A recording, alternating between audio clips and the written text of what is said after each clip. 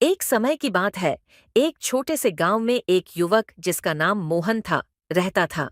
मोहन का सपना था कि वह अपने गांव को समृद्ध बनाए और अपने परिवार का नाम रोशन करे।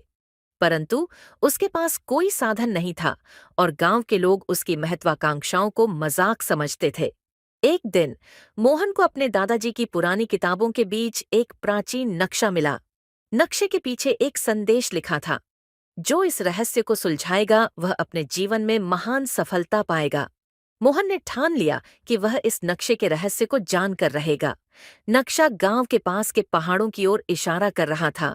मोहन ने अपने बैग में थोड़ा खाना और पानी रखा और नक्शे के अनुसार यात्रा पर निकल पड़ा।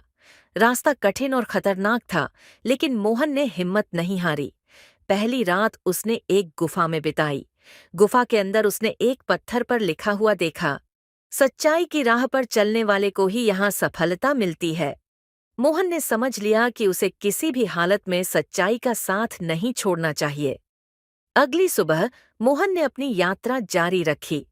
रास्ते में उसे एक बूढ़ा साधु मिला, जिसने मोहन से पूछा, तुम यहाँ क्यों आए हो बेटे? मोहन ने साधु को पूरी कहानी बताई। साधु ने उसे आशीर्वाद दिया और कहा, यात्रा में तुम्हें 3 परीक्षाओं का सामना करना पड़ेगा। सच्चाई, साहस और धैर्य से ही तुम सफल हो पाओगे। पहली परीक्षा में मोहन को एक संकरी घाटी पार करनी थी, जिसमें बड़ी बड़ी चट्टानें गिरी हुई थीं। मोहन ने हिम्मत और धैर्य से काम लिया और घाटी पार कर ली। दूसरी परीक्षा में उसे एक तेज धारा वाली नदी को पार करना था। उसने आसपास से लकड़ी के टुकड़े इकट्ठे किए और एक अस्थायी पुल बनाया, जिससे वह नदी पार कर सका।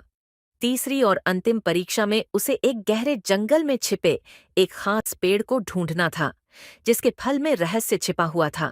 मोहन ने जंगल में कई दिन बिताए, लेकिन हार नहीं मानी। अंततः उसने वह पेड़ ढूंढ निकाला और उसके फल को तोड़ा। फल के अंदर एक छोटा सा बक्सा था। बक्से को खोलते ही मोहन चकित रह गया। उसमें सोने की कुछ मुद्राएं और एक पत्र था।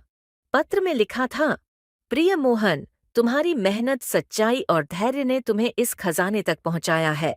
इन मुद्राओं का उपयोग अपने गांव और लोगों की भलाई के लिए करना, यही असली खजाना है। मोहन वापस गांव लौट आया और उसने उस खजाने का सही उपयोग किया। उसने गांव के विकास के लिए कई योजनाएं बनाईं और अपने गांव को समृद्ध बना दिया। लोग अब उसकी प्रशंसा करते और उसकी प्रेरणा से सीख लेते। इस कहानी से हमें यह सीखने को मिलता है कि सच्चाई, मेहनत और धैर्य से ही हम किसी भी कठिनाई को पार कर सकते हैं और अपने सपनों को साकार कर सकते हैं।